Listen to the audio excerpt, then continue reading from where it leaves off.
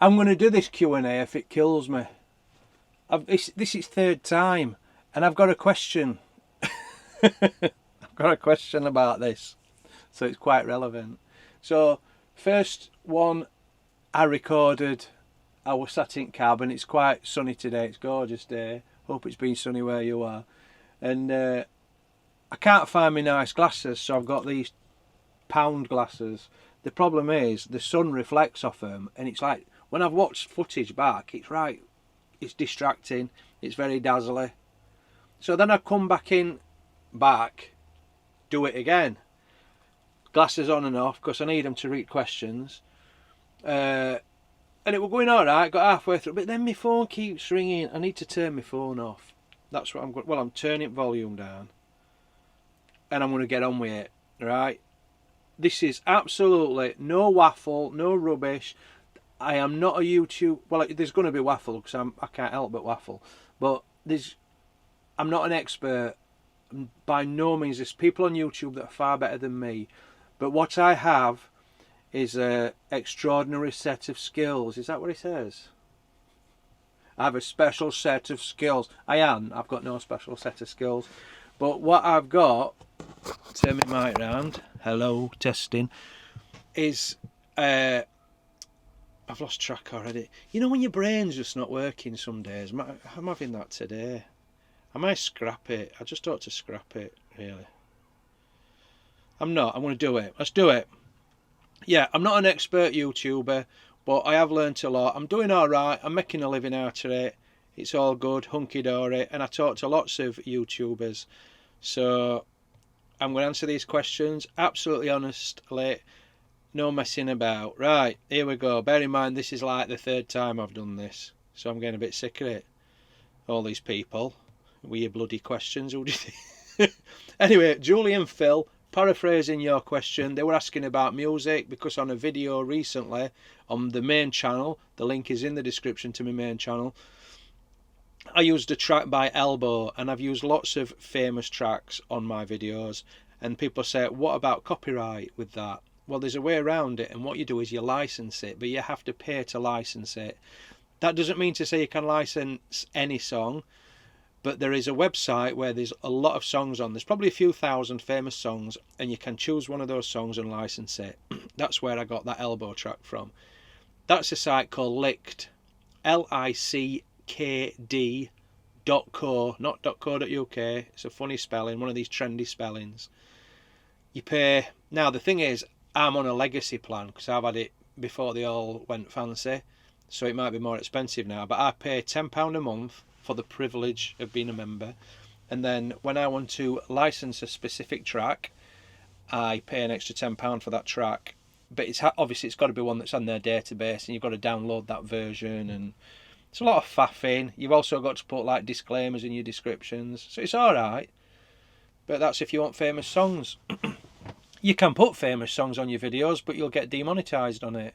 You'll not get a copyright strike. They'll not kick you off YouTube or out like that. But basically, any money that video makes will go to the owner of the rights to the song. So the best thing for music is something called Epidemic Sound. There's literally thousands of songs and really good quality.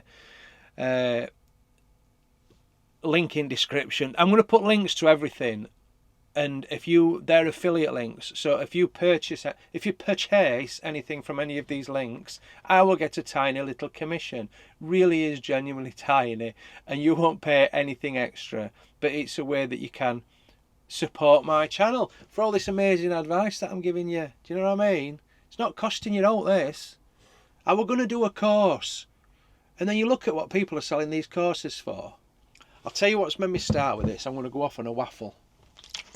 You ready? Sorry about that, I'm such a heathen. I have had so many businesses over the years, it's ridiculous. I used to be in affiliate marketing. That reminded me talking about affiliates. If you know, I'll not explain what it is, but it's a type of online business. And there's people selling courses and all sorts of stuff. And it's a load of crap, some of the stuff they come out with. They're just putting these, anybody can put a course together and claim they're a guru. But some of the best advice I got was just from a lad. a kid I was chatting to, he was quite a successful affiliate marketer, just a lad in a forum, and he just gave genuine, honest advice. And I really appreciated that, because I did well off his advice. So that's what I want to do. Just cut the waffle, just get it to you straight. There's no agendas or anything here. I'm not trying to flog you out. So next question, travelling like Lisa. How do you go about finding content creators to collaborate with? What benefits do collaborations bring? We've done a collaboration. We've done a couple, Scotsman in Tenerife and Mark and Lisa, Northerners on Tour. And we get on with him, and it's just, I don't know, we got in touch with him or whatever, or they got in touch with us. You just sort of, you see one another's content, and then you might comment on the videos and stuff, and you just end up chatting, and that happens. And then we set up, or I set up, because I'm a businessman, don't you know, I connect people. So I set up a WhatsApp group, and it's got YouTubers in it. There's probably 5 or 6 YouTubers, some big name YouTubers in that group, I'll have you know. And it's just that we all know each other, and some of them will say, occasionally somebody will say, oh, I know such and such, can I invite him or her into the group? You know, like Mr. Beast, for example, can I let him join our group? And I'll say, we're not having him in. I don't want him learning any of our secrets. But no, that's what we do. We have a group there. And what's the benefits of collaborations? Well, I don't know, to be honest with you. You know, you'd think if it's a different audience. I mean, when we do a collaboration with Lisa and Mark, it's because we enjoy it and it's a laugh. But we've got a similar audience. All the same people watch each other. But I guess the ideal thing is to get in with a bigger channel that's got a different audience, and hopefully they might fetch you some more subscribers. So that's the potential benefits. The downside of that is when you're on their video, you give them like authority to edit you.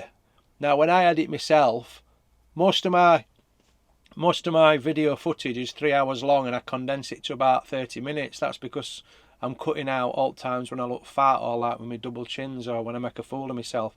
If somebody else, if you've collaborated with him and they've edited it, they could make you look a right idiot, couldn't they?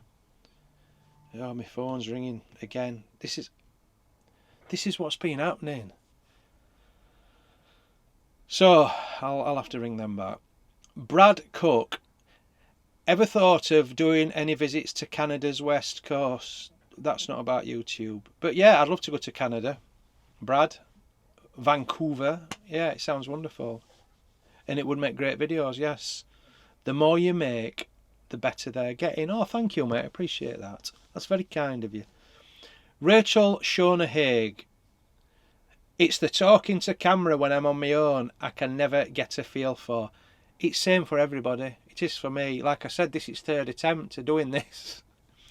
Sometimes if I just start a vlog, I'll just take my, like, I can't talk. I'm like, what's happening?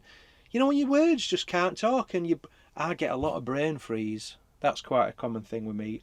And I find it a little bit worrying sometimes. I think, is it like an age thing? And I just can't think of words. So I need to start doing warm-ups, you know, like tra-la-la-la-la-la-la and all that stuff, what singers do. Because, honestly, if it feels awkward, it does. It always feels awkward at first. Just keep going and going and you get used to it. Right.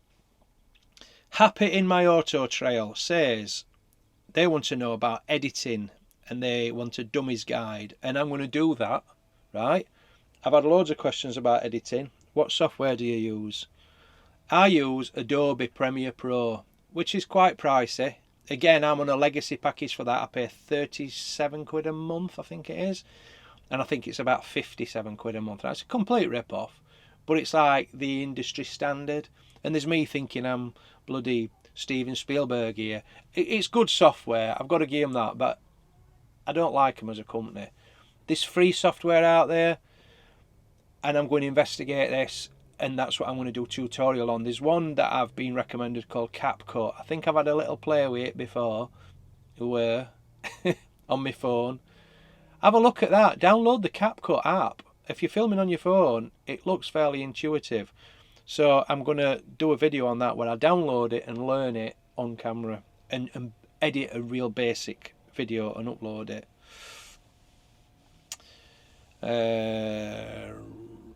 And Austin 5756 has said, could you show a dummy's guide from filming to upload? So a similar thing. I will. You know, you assume that people, I mean, there's a lot of people don't know where to start. I will do a video about your very first vlog, taking you right from the beginning of shooting the content, getting it onto your computer, doing some very little editing, and then getting it on YouTube. Alright, I will do a video about that. I'll get no views because there's not that many people that interested, but, well, there might be, I don't know. Gary Sides, I know Gary because he's a regular contributor to his main channel. Could you show a dummy's guide? No. Is that what he said? Oh, sorry, wrong one. Do you think it should be legal to cream pie, Tiswas style, custard pie I think he means, any professional photographers? He's referring to that woman. You've seen it on that video. Should I be allowed to custard pie her? Like on Tiswas. Do you remember Tiswas? I don't want to comment on that. No comment. Adam Adventures says, what camera do you recommend for beginners to get better at vlogging on, as I use my phone but looking to an upgrade that does not cost a fortune? It depends what phone you've got. If you've got a decent phone, that's good. You can use that. You know, any recent iPhone. I use a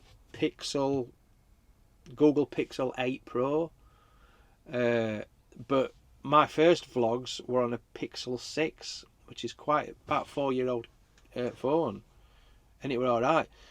But if you're wanting to upgrade from that, then possibly look at a GoPro. The latest GoPro 13 is about 300 quid. There's a DJI Action 5, or the best camera, but the price is this one that I'm filming on, and that's the DJI Osmo Pocket 3. That's what a lot of vloggers use now. You're looking at £500–600. Comes with a microphone though, comes with everything you need, and it's brilliant. It is the best camera without any doubt. So it's all down to your budget, I guess, really, isn't it? If you've got a decent phone, just use that. Your microphone's your priority. Audio is the most important thing. It's better to have not as good video footage, well, not as good video quality, should I say, and brilliant audio, than having brilliant footage quality and bad audio, because bad audio really puts people off. You know, when you're watching these videos and it's like all wind noise and everything. Right, Lizzie Gerius 964, sorry if I've pronounced that wrong. I need a good startup package. What would you recommend? Easy to use camera and mic. Also editing software. What would you recommend? I haven't got a channel yet. So, honest opinion, if I were you, if you've got a decent camera with a decent phone with a good camera on it, I would buy a microphone to connect to it. I would look at the Hollyland Lark M2, which is a great microphone. I use them. I don't know where I've put them. Very, you know, it's one that connects to you, and it connects to your phone. Just over 100 quid, I think. If you've got a terrible phone and you need a specific camera, then go for a GoPro. The best one you can get, really. Nothing less than a GoPro 9. So we're at GoPro Hero 13 now, which is about 300 quid, I think. You know, but the older they are, the cheaper you can pick them up for. You can get some good bargains. They're dead easy to use. You just press the button and start recording. You need to probably put your settings in first, but then it's stored and it's easy to do. Editing software, CapCut, although I've not used it yet, you know, because that's free. There's Filmora, which is, I started on that. My very first videos I edited on Filmora, and that's got lots of, that's very intuitive as well, so have a look at that. All for Nothing 4116. What is the bare minimum equipment needed to start a YouTube channel? Phone and a mic. Oh, well, yeah, you can upload straight from your phone. If you've got no budget at all, do it on your phone. Download the CapCut app. That's CAPCUT. You can use it for free. You can do some dead basic editing. Literally, you can play around with it for like half an hour and you'll be editing videos, and then you just save that little video to your phone, and then you upload from your phone up to YouTube. There's lots of people do that. I mean, look at Scotsman in Tenerife. Top bloke. He's vlogging every day. He just does it all from his phone. Well, he does some from an Osmo, but a majority, I think, he does from his phone. And it's all done, boom, boom, boom. And he's got a... That's his business, and he does really well.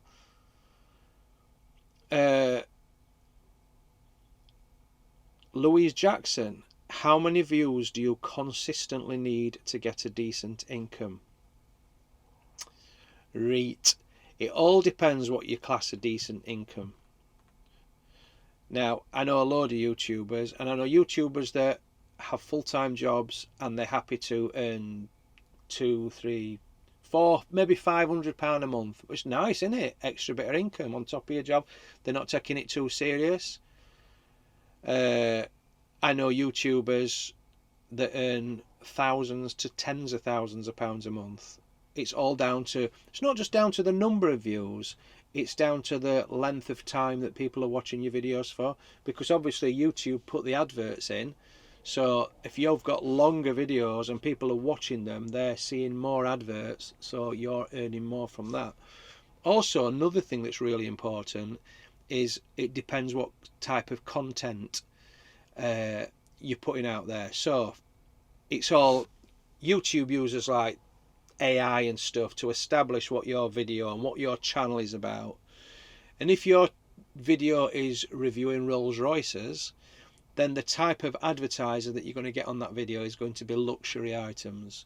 Whereas if you're reviewing Big Macs, it's not going to be, it's just the quality of the stuff you're doing. It's like when we travel, right, bit of inside information for you here. When we go somewhere like Seville, when we went to Seville, we did a lot better. You have what they call like a RPM, and that's how much you earn per 1,000 views. The RPM was much higher for Seville than it was for any of the Benidorm videos, and that's just basically because Seville is classed, I don't make these rules, Seville is classed as a more upmarket location. I mean, we can argue about that. I love Benidorm, but for the advertisers, they think, as prejudiced as it is, they think that the people that are going to Seville have got more money than the people that are going to Benidorm. Same with anywhere.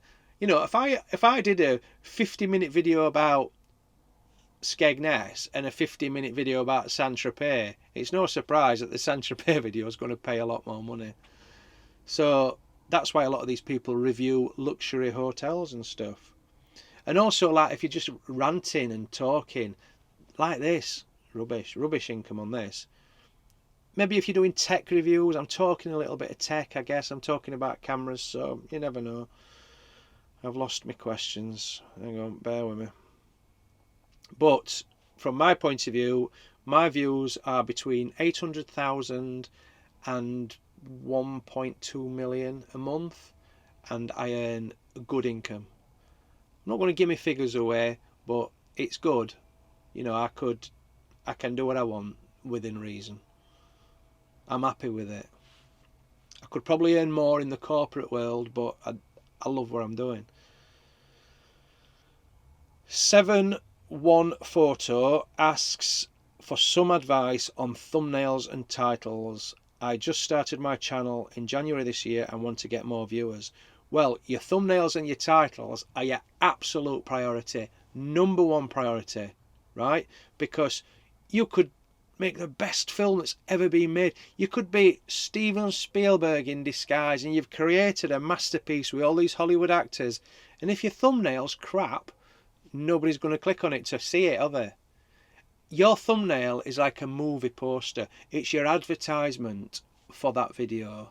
I mean, don't clickbait, but that's another thing I'll talk about, because some people's idea of clickbait is completely wrong. You've got to entice people. You've got to advertise your video. And there's certain specific ways of doing it. There's even down to like colours. You know, you want bright colours, but then some colours actually put people off, like a luminous green. That's not a very nice colour. I find yellow text works well, but then everybody else tends to do yellow text. You want faces on, you want big faces, bright, preferably with a reaction. Put a bit of text on your thumbnail. I am going to do a video about this, but I'll tell you what, you should actually spend the majority of your time on your thumbnail and your title. Really, really spend time thinking about it. You know, brainstorm it with other people. Use emotion. You know, there's a reason why everyone, and it's a joke, innit? They all say, I was shocked, or shocking. There's specific words that you can find online. If you go, I can't remember, but there's certain websites and they call them, what they call, like power words and stuff like that. Like secret, like I said, shocked. You won't believe. Can't think of any.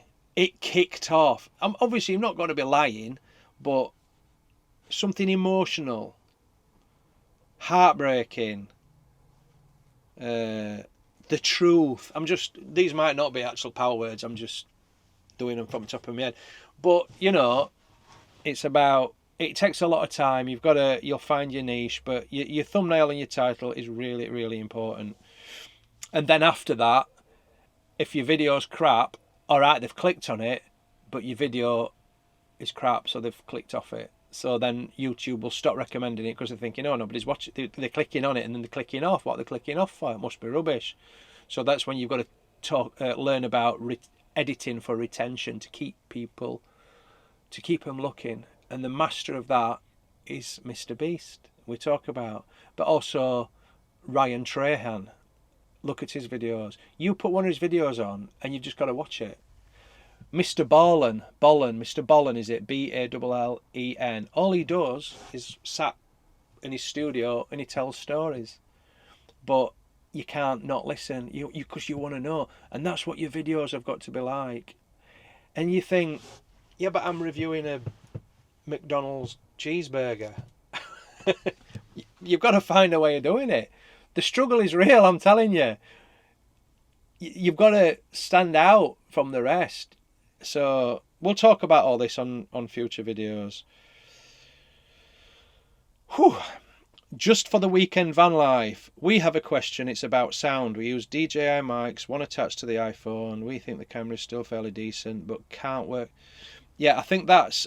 You see, I don't know what about iPhones, and that's a specific technical question. That they seem to be having issues with the DJI sound on the iPhone. So what I'd do if I were you, I would search on YouTube, or there's a website called Reddit. I don't know if you've heard of that, Reddit, and it's a massive website. It's one of the biggest social media sites there is. A lot of people haven't even heard of, and it tends to be full of nerds. That's why I go on it. So if you search, just go to Google, type in DJI mic, iPhone, whatever model, funny sound or dodgy sound, and then after that just put Reddit, and it'll fetch up all the Reddit forums where people have asked the same question, and then you can see what they've answered. But sorry, I can't really help with that though. Lang V3E, how do you select your music? I was quite surprised when you played Elbow recently. Did you have to pay? Well, I've covered the fact that I did pay for Elbow. I paid 10 quid plus my subscription. You might have to pay more because I'm on the old subscription. But selecting music is one of my most time-consuming things on my videos. It's hard to explain, and I love music. I'm very passionate about it, and I love emotion, sort of portraying emotion through music.